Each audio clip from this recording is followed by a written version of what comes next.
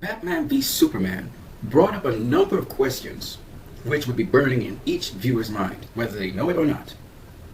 One of such questions is, what makes a hero a hero? Now, this was actually a question that was posed within the film as well, where people were saying that some people were saying that Superman was a hero, and some other people were saying he's not a hero.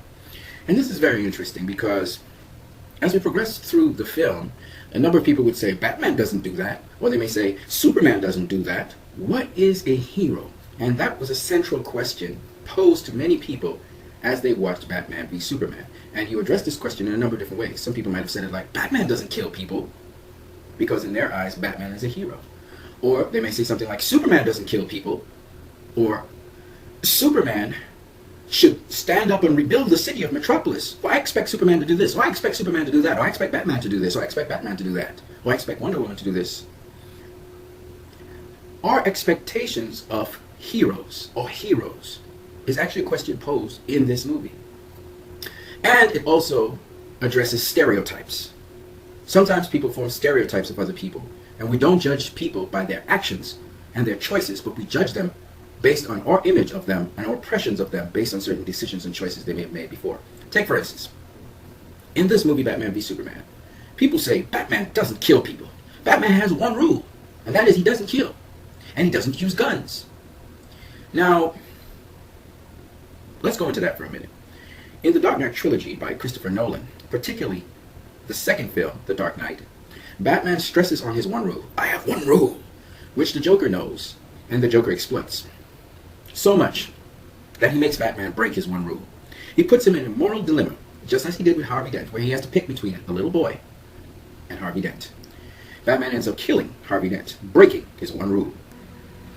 People say, Superman, he doesn't go around killing people. Superman, he's bright and he's sunny and he's always smiling. He's a role model to people, and he's assertive and he's strong. In this movie, Superman seemed not to be so. He didn't seem to have a very strongly rooted moral compass. Not that his moral compass wasn't strong, but it didn't seem that way. He wasn't smiling all the time like Christopher Reeves or like All-Star Superman. People wanted to see that out of Superman. People wanted to see Batman brutal, no doubt, but without killing people. And Batman does kill people in this film. But these are stereotypes. These are stereotypes on Batman because if they're being honest with themselves, in the very Dark Knight trilogy, Batman kills people. Kills a lot of people. And it's only in the Dark Knight that he stresses on this one rule. Batman uses guns. Yes, he uses rubber bullets, but he uses guns, both on his version of the Batwing, both on the Tumbler, and on his bike. Batman uses guns. And this is in the Dark Knight trilogy. Let's not go through all of the Batman movies, because every single Batman movie, Batman has killed someone. In fact, he's not only killed one person, he's killed multiple people. Even in Batman and Robin, he killed people. Poison Ivy's henchmen, some of Mr. Freeze's henchmen. But even when we go to the comics, Batman has killed people. The point is this. We have a certain stereotype of Batman, that he's brutal, but he does not kill. And so that's the stereotype we base Batman off of. We do not base Batman on his decisions and how he evolves as a person. We don't look at the separate iterations or the separate incarnations of Batman and evaluate them separately, understanding Batman essentially is a vigilante who tries to bring criminals to justice. This is the essence of Batman. And is Batman being Batman?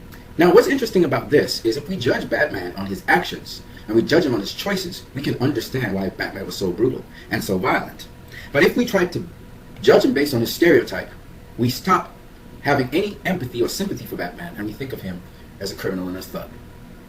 It is the perception of our so-called heroes that is sometimes fair to them or unfair to them based on how we perceive them with their stereotypes.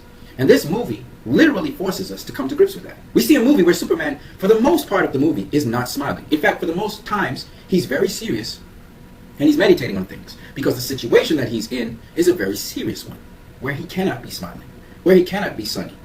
And it is one in which he's working out because he's being challenged on every end morally so that he's building his moral fabric in this movie. If we judge Superman on his situation and the choices he has to make, then we give him a better chance than if we stereotype him based on our stereotypes of who Superman should be. The sad thing about this is, and you guys can leave your comments below, we do this to many people. We put people in different boxes and we stereotype them based on how they appear, based on how we expect them to behave, how we expect them to react to situations. And we never give them the fair chance to make decisions and choices and be judged on that. And to me, this is a subject of discussion that I open up to you guys.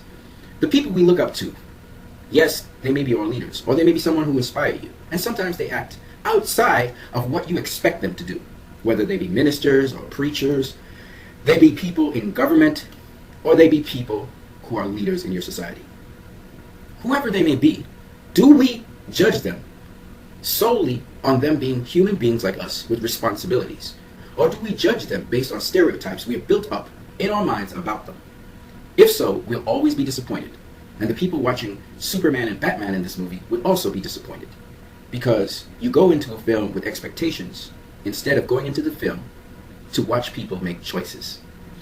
Which leads me to yet another question that I leave you guys with in the discussion section. Are people really good guys and are people really bad guys? Is there such a thing as a bad guy and a good guy? Most movies, especially superhero films, they have a villain and they have a good guy. Go watch the movie Watchmen. That's a movie that's very interesting, that challenges those stereotypes. In society, we vilify certain people and we elevate other people as good. I can think of Floyd Mayweather versus Manny Pacquiao, where Manny Pacquiao took on the role of the good guy and Floyd Mayweather took on the role of the villain, when in reality, that was not so. Neither Pacquiao nor Mayweather are good guys or villains, but the choices that they have made make them good choices or bad choices, and that's what they should have been judged on. How many times have we vilified people? How many times have we vilified films? How many times we have been very negative about other people, when in fact we just jumped on a bandwagon and bit into a stereotype and then spewed out a cliche of negativity? How many times have we decided to think and really assess something and then come to a decision? And when everyone's saying that this person is negative, we realize that they have positive attributes in them. And we can stress on those, and we can stress on their negative decisions. An individual is made up of their collective decisions. The pathway of a person, if it's heading down an evil path or a negative path, would be made by a series of choices. This film evaluates people based on choices. Wonder Woman was supposedly in our eyes a great hero. Why was it that she had abdicated her position as a leader and a warrior? Why did she give up and go into hiding? Was she a good guy or a bad guy then? How do we assess someone who is afraid to live up to their potential because they're afraid of being judged by other people? All of these questions were posed in this movie concerning our heroes, people we esteem highly and we expect so much from. What happens when a hero fails to meet your expectations? Do you give up on your heroes? What do you do? So leave your comments in the comment section below. I'm hoping that this opens your mind to this movie, Batman v Superman. We'll address some other issues, but always remember, don't judge someone based on a stereotype. Judge them based on their choices and their actions. And even then, do not stereotype them because they have chosen to take a certain pathway in action or a certain choice. People can always change. You guys have a great one.